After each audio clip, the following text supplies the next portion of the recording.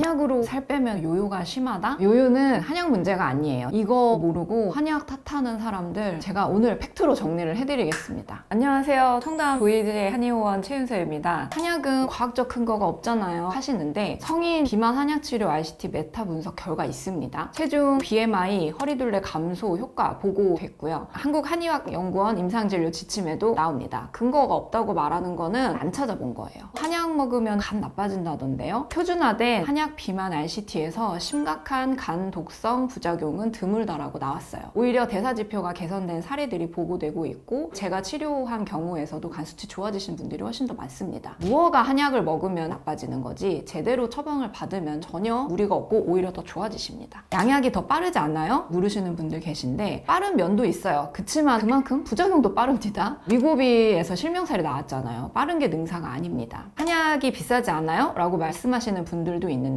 위고비 얼마인 줄 아세요? 한 달에 50만원, 70만원까지 하더라고요. 한약은 10만원대부터 50만원대까지 다양합니다. 뭐가 비싼 건지 잘 모르겠어요. 어차피 약 끊으면 다시 찌잖아요. 그거는 생활습관 안 바꾼 거지 한약 문제가 아닙니다. 양약을 먹어도 생활습관 안 바꾸면 똑같이 쪄요. 심지어 위절제 수술 받으신 분들도 다시 찌는 사람이 있습니다. 약 먹고 확 빼서 빨리 끝내고 싶다 하시는 분들도 계시죠. 약은 도구이고 도와주는 무기인 겁니다. 도구만 쓰고 생활습관을 바꾸지 않으면 100% 돌아와요. 예외가 없습니다. 한약 다이어트 시장이라고 할까요? 그런 구조도 제가 아는 한에서 말씀을 드릴게요. 2주 만에 5kg 감량 이런 광고들 많이 보셨죠? 너무 강한 그리고 무리가 되는 약재나 성분들을 넣은 약들이나 아니면 안 좋은 것들이 나오는 거죠. 마왕이라고 하는 것이 다이어트 한약에 다 들어가는 성분인데 에페드린 성분이 들어있어요. 이 성분 때문에 심박수가 올라갈 수 있고 식욕이 좀 조절을 받을 수 있고 그렇기 때문에 살 빠지는 데 도움이 되기는 합니다. 그렇지만 무리해서 드시거나 허가받지 않은 곳에서 드시게 되시면은 내 몸에 맞지 않게 드시는 거기 때문에 심장에 무리가 갈 수가 있고 불면증 생기시고 몸이 안 좋아지실 수 있어요. 이런 부작용이 생길 수가 있기 때문에 단순하게 감량해준다, 빼준다는 광고만 믿고 가시면 절대 안 되십니다. 상담 오시면 이런 분들이 많으시거든요. 예를 들어서 원장님 한약 먹으면 살 얼마나 빠져요? 생활습관에 따라 다르다. 그러면은 평균적으로 어느 정도 빠지냐고 물으세요. 저는 평균 의미 없다. 본인 생활습관이 핵심이다. 그렇게 말씀을 드려요. 그건 알겠는데 한약만 먹으면 얼마나 빠지냐고요. 이렇게 계속 물으시는 분이 있으세요. 이런 식으로 막 3-4번 대화가 반복이 되는데 솔직히 이런 분들 심리는 결국 약만 먹고 살 쉽게 빼고 싶다라고 하시는 것 같아요. 이런 분들의 특징은 약 안 드셨다가 3개월 뒤에 더 살쪘다고 하시면서 다시 오세요. 한약은 솔직히 말씀드리면 모든 거를 해결해 줄 수 있는 맞는 키가 아닙니다. 자동차 시동을 거는 스타터 느낌이라고 생각을 하시면 돼요. 시동을 걸어주는 역할인 거죠. 시동만 걸어놓고 차 운전 안 하면 어떻게 되죠? 아무 데도 못 가죠. 한약 먹고 살이 빠지기 시작을 했는데 생활 습관을 바꾸지 않으면 마치 시동만 걸어놓은 차랑 똑같은 거예요. 그렇기 때문에 약을 끊으면 바로 다시 원점으로 돌아갈 수밖에 없겠죠. 두 번째로 비유를 드린다면 한약은 물꼬를 터주는 거라고 보셔도 좋을 것 같아요. 논에 물을 대려면 물꼬를 터가지고 물이 들어가게 해줘야 되잖아요. 물꼬만 터놓고 관리를 안 하면 어느 순간에 우리가 모르는 곳에서 막혀버리죠. 대사를 약을 먹어서 활성화 시켜놓고 나서 생활습관을 제대로 갖추지 않으시면 어디선가 또 다시 막히게 됩니다. 세 번째 비유를 들어드리면 한약은 부스터, 로켓이라고 얘기를 드릴 수도 있을 것 같아요. 로켓 발사할 때 부스터가 초반에 추진력을 주잖아요. 근데 부스터만 있고 본체가 없으면 로켓은 추락합니다. 한약이 초반에 추진력을 주고 생활습관이 본체인 거예요. 그래서 둘 다 있어야지만 궤도에 올라갈 수 있는 겁니다. 다른 쉬운 길은 없습니다. 제가 실제 환자분 2분 비교를 해드릴게요. 첫 번째로 A씨, 이분은 40대 여성분이신데요. 3개월 정도 한약을 복용을 하셨고 동시에 식습관 교정 같이 하셨고요. 운동을 가볍게 산책하는 정도로만 하셨어요. 3개월 뒤에 8kg 정도 감량하셨고 1년 뒤에도 뺀 살을 유지하고 계십니다. 두 번째 사례는 B씨라고 지칭을 할게요. 이분은 30대 여성분이셨는데 나이는 더 어리시죠. 3개월 한약을 똑같이 드시긴 하셨는데 생활습관을 잘 바꾸지는 못하셨어요. 그때 6kg를 빼셨는데 3개월 뒤엔 다시 5kg 정도가 쪄서 오셨더라고요. 전 똑같은 한약을 드렸거든요. 근데 차이가 뭘까요? 생활습관을 교정을 하신 것과 못하신 것 차이가 되는 거죠. 현실적인 솔루션을 드릴게요. 첫 번째 단계로 체질 진단을 제대로 받으시는 겁니다. 사상체질이라는 것들이 있는데 이 중에서 한약의 한약의 효과를 가장 빨리 느끼시는 체질이 뭔지 아세요? 소민이에요. 기초 체력이 좀 약한 편들이시기 때문에 한약이나 보약을 먹으면 바로 좋다는 걸 느끼시거든요.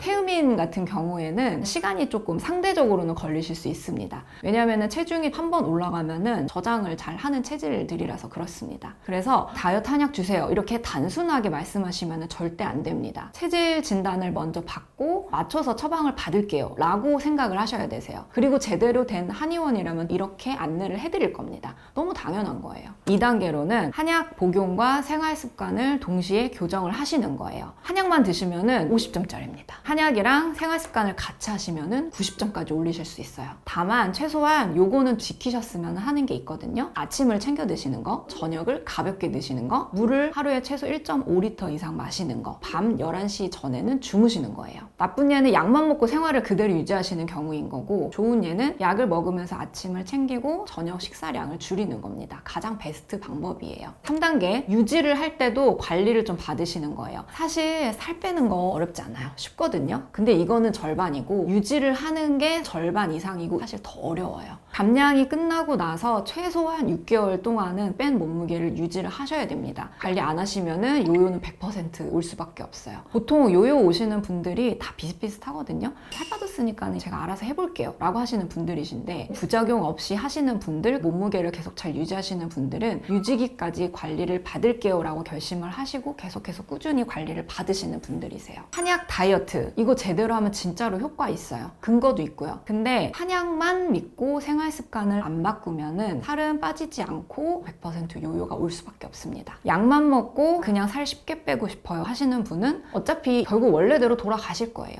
어쩔 수 없죠. 약 도움받으면서 생활 습관도 바꾸고 건강하게 빼고 싶다 하시는 분은 최소한 다이어트 문제로는 앞으로 절대 걱정 안 하실 수 있을 거예요.